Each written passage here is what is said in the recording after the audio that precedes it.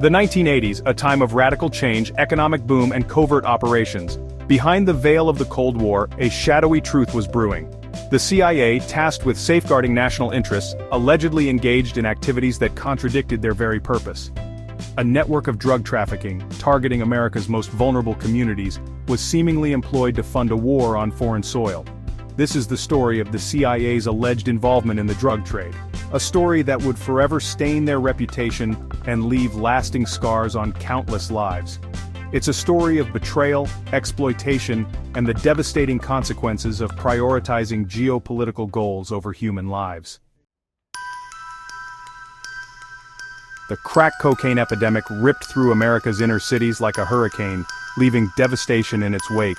But this wasn't a natural disaster, it was a calculated storm. The CIA, according to numerous investigations and whistleblowers, targeted low-income, predominantly black and brown communities for drug distribution.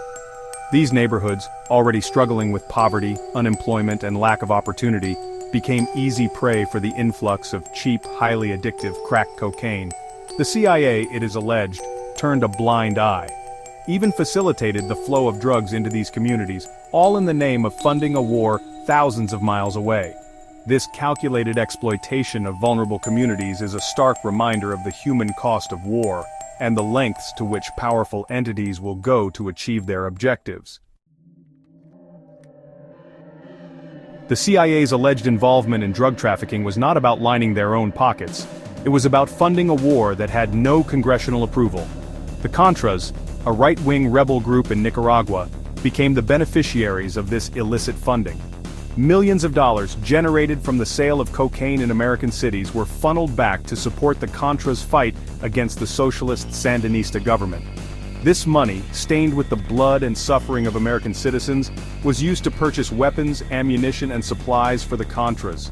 The CIA, operating in the shadows, had created a pipeline of destruction, fueled by drugs and flowing from the heart of America's most vulnerable communities to the battlefields of Nicaragua. The irony was sickening. The very agency tasked with protecting America was profiting from its destruction, all in the name of fighting communism. Section 4. Fueling the war machine: guns, ammo, and supplies. The money generated from drug sales was not just theoretical, it had a tangible impact on the ground in Nicaragua.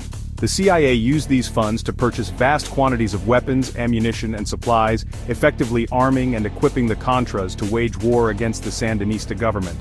From AK-47s to rocket launchers, the Contras, thanks to their CIA benefactors, were armed to the teeth. Food, medicine, and other essential supplies were also funneled into Nicaragua, ensuring the Contras could sustain their fight. The CIA's involvement went beyond mere funding. They were active participants in a war that had not been sanctioned by the American people. The communities ravaged by crack cocaine were unknowingly fueling a war they never agreed to fight, their suffering used as a pawn in a larger geopolitical game.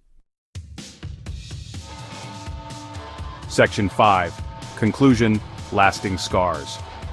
The CIA's alleged involvement in drug trafficking during the 1980s is a stain on American history, a betrayal of trust with far-reaching consequences.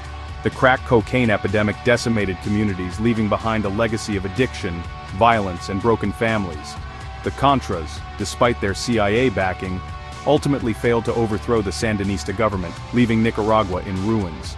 And the CIA's reputation, once synonymous with patriotism and safeguarding freedom, was irrevocably tarnished.